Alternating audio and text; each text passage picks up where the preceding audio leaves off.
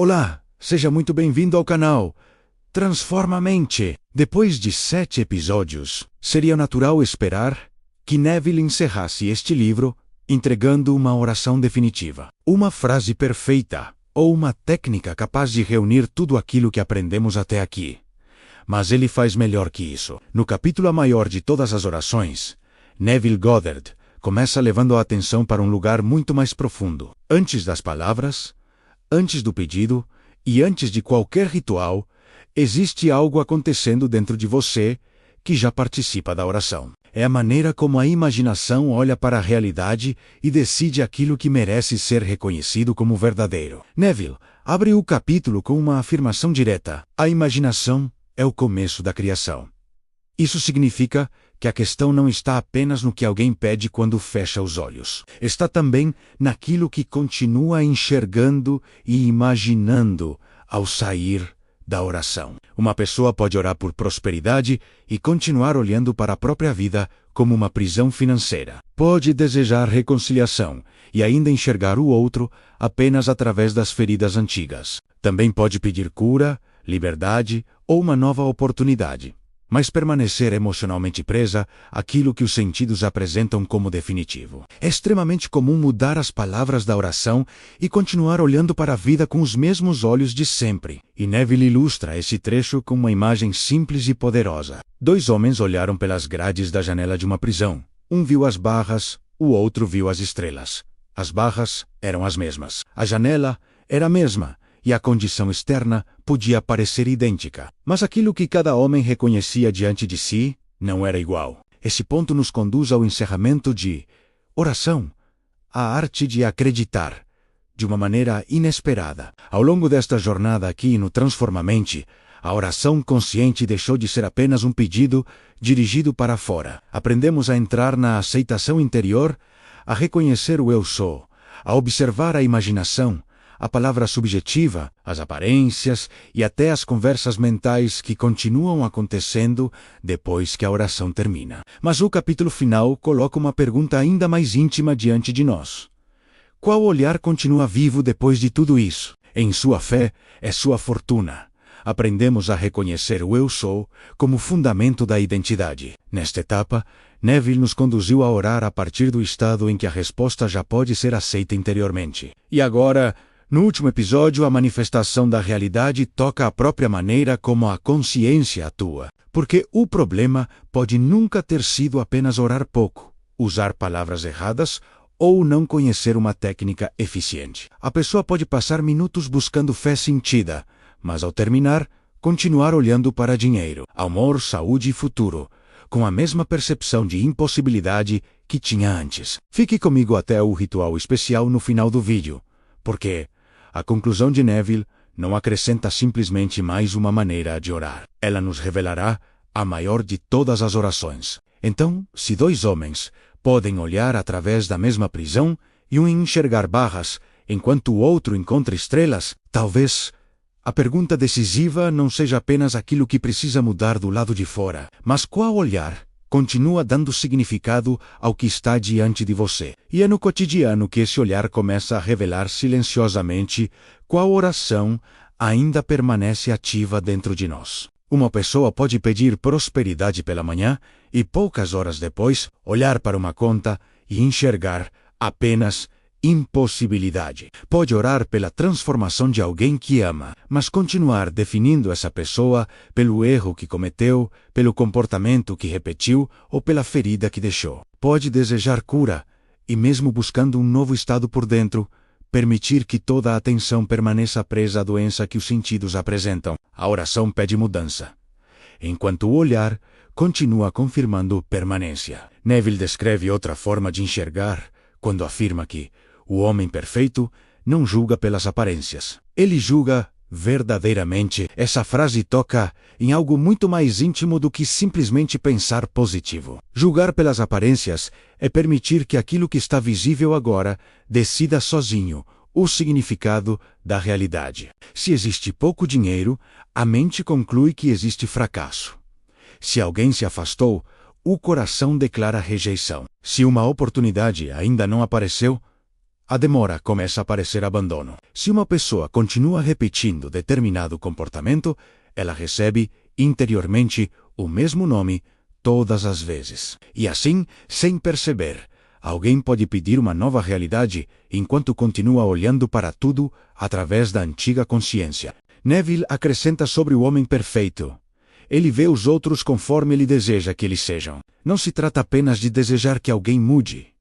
Trata-se de perceber qual identidade você continua reconhecendo naquela pessoa quando pensa nela. Porque é possível pedir paz e ainda chamá-la interiormente de difícil, pedir reconciliação e continuar enxergando alguém como incapaz de amar, desejar prosperidade para um familiar e ainda vê-lo como alguém estagnado. E com a gente acontece o mesmo. Uma oração pode falar em liberdade, enquanto a conversa silenciosa continua focada na limitação. Pode falar em abundância, enquanto o olhar ainda chama a própria história de fracasso. Pode pedir uma nova oportunidade e continuar interpretando cada demora como confirmação de que chegou tarde demais. Você não sustenta uma nova oração enquanto continua dando ao outro, à vida, ou a si mesmo, o mesmo nome interior de sempre. E é justamente aqui que a dor da súplica fica mais profunda, porque a pessoa acredita que está esperando a realidade mudar, para então conseguir enxergá-la de outra maneira, enquanto Neville começa a sugerir uma ordem completamente diferente. Ele não aponta para uma tentativa de corrigir cada aparência do lado de fora. Também não pede que você lute contra todas as circunstâncias que parecem contradizer sua oração. O texto começa a conduzir para algo que precisa ser despertado no próprio homem, antes que a visão consiga deixar de ver apenas as barras. Mas antes de entrarmos no ponto mais importante do vídeo, deixa eu te fazer um convite especial. Se esta jornada está ajudando você a perceber onde ainda ora como alguém separado da resposta, deixe agora o seu like. Esse gesto ajuda esta mensagem a alcançar outras pessoas, que também estão aprendendo a transformar súplica em aceitação interior. E se você deseja continuar essa formação mental, inscreva-se no canal Transformamente e ative as notificações. Estamos encerrando esta minissérie, mas a jornada continua na próxima obra de Neville Goddard, aprofundando ainda mais aquilo que torna um estado interiormente real. Agora voltando ao texto. A ruptura mais profunda deste capítulo começa quando a oração deixa de procurar fora aquilo que Neville diz precisar ser despertado dentro. Durante muito tempo, alguém pode pedir força como se ela estivesse distante. Pode buscar paz, esperando que uma circunstância externa finalmente permita senti-la. Pode pedir cura, prosperidade ou transformação, imaginando que primeiro alguma coisa precisa descer do alto, chegar de algum lugar, ou ser concedida por uma realidade separada de quem ora. A postura parece espiritual, mas ainda existe distância. De um lado está aquele que pede, e do outro está aquilo que ele espera receber. É justamente essa separação que Neville começa a desmontar no encerramento do livro. Ele recorda as palavras de Santo Agostinho. Tarde demais. Eu o amei, pois eis que tu estás dentro, e lá fora eu te procurava. Dentro da interpretação espiritual e metafísica de Neville, essa frase não aponta para uma busca cada vez mais intensa no exterior. Ela conduz o homem para a própria consciência. Aquilo que ele buscava como presença distante precisava ser reconhecido e despertado interiormente. Perceba como isso fecha toda a jornada desta minissérie. No início, a oração ainda podia parecer algo que você fazia para conseguir uma resposta. Aos poucos, ela foi deixando de ser tentativa de convencer Deus, o universo ou a realidade. E o centro passou a ser aquilo que é aceito, imaginado, sentido e reconhecido dentro da consciência. E Neville leva essa ideia ainda mais longe quando cita: mesmo que Cristo nasça 1000 vezes em Belém, se ele não nascer em ti, a tua alma ainda estará desamparada. Essa frase revela a ruptura que ele deseja produzir. Dentro de sua leitura, não basta contemplar externamente uma realidade espiritual. Ela precisa nascer como experiência interior. Então, conhecer os ensinamentos de Neville e continuar orando como alguém permanentemente separado daquilo que busca cria uma contradição. As palavras podem falar de recebimento, enquanto a identidade continua sendo a de quem espera. A boca pode declarar fé, enquanto a consciência ainda se percebe distante da fonte da resposta. A maior distância da oração pode ser procurar fora aquilo que Neville diz precisar despertar dentro. E isso muda a pergunta. Em vez de apenas perguntar aquilo que Deus, a vida ou o mundo precisam fazer, começa a surgir algo muito mais intrigante. Se aquilo que você procura precisa primeiro ser despertado na consciência, então qual concepção de si seria capaz de transformar não apenas aquilo que você pede, mas também a maneira como olha, reage e reconhece o mundo diante de você? É aqui que Neville leva a oração para dentro da própria concepção de identidade. Ele não apresenta Cristo apenas como uma figura observada de fora. Dentro de sua interpretação metafísica, Cristo representa uma concepção elevada que precisa ser despertada na consciência. Por isso, Neville escreve: o ventre sagrado é a imaginação do homem, e o Filho Santo é a sua concepção de si mesmo. Essa imagem muda completamente o sentido do capítulo. A imaginação seria aquele lugar onde uma nova concepção pode nascer, e aquilo que nasce ali começa a influenciar a forma como o homem sente, reage, interpreta e se relaciona com aquilo que encontra. Se alguém se concebe profundamente como rejeitado, um silêncio pode parecer abandono. Se se vê como impotente, qualquer demora confirma incapacidade. Quando a identidade interior está presa à falta, até uma oportunidade pode ser recebida com medo. O mesmo acontece com riqueza e abundância. Uma mentalidade de riqueza dificilmente se torna natural enquanto a pessoa continua se reconhecendo em silêncio, como alguém condenado à escassez. E nesse sentido, Neville afirma: precisamos assumir o sentimento de que eu sou Cristo. E todos os nossos comportamentos, sutilmente e inconscientemente, mudarão de acordo com esta concepção. Dentro da linguagem do autor, assumir eu sou Cristo é como alcançar o sono simplesmente por repetir que está com sono. Isso não significa repetir uma frase mecanicamente para alcançar a iluminação. Significa despertar uma concepção de si, pela qual o homem deixa de olhar para tudo através da condenação, da limitação e da aparência imediata. Através desse olhar iluminado, a pobreza se torna a riqueza adormecida. O inverno pode ser compreendido como a ausência do verão, e a lagarta passa a ser vista como um treinamento para a borboleta. O olhar muda quando a concepção de quem olha muda primeiro. Essa ideia também se aproxima do que Joseph Murphy ensinava sobre o poder do subconsciente, dizendo que as concepções aceitas em profundidade influenciam comportamentos, expectativas e respostas quase sem serem percebidas. Neville expressa isso ao dizer: nossas concepções subconscientes se exteriorizam continuamente. Por isso, na lei da suposição, a criação da realidade não começa apenas tentando mudar aquilo que está diante dos olhos. Ela toca a identidade que interpreta aquilo que está sendo visto. A pergunta então deixa de ser apenas por que determinada aparência ainda existe e torna-se mais íntima. Quem é você enquanto olha para ela? E talvez seja justamente aí que a maior oração comece a deixar de ser uma declaração repetida e se torne uma maneira completamente diferente de enxergar. A prática deste capítulo final pode começar com algo simples, mas muito poderoso. Então, feche os olhos por alguns instantes e deixe a necessidade de convencer, provar ou controlar tudo dentro de você. Respire com calma e reconheça a imaginação como esse espaço interior onde um estado pode ser contemplado antes que o mundo o confirme. Escolha uma única situação que ainda provoca em você uma reação imediata de medo, julgamento ou limitação. Pode ser uma condição financeira, uma relação, uma questão de saúde, uma oportunidade que parece distante ou até a maneira como você tem enxergado a si mesmo. E por alguns instantes, não tente mudar o fato externo, apenas perceba o nome que sua mente costuma dar a ele. Talvez seja fracasso, solidão, escassez. Agora congele esse nome por alguns segundos.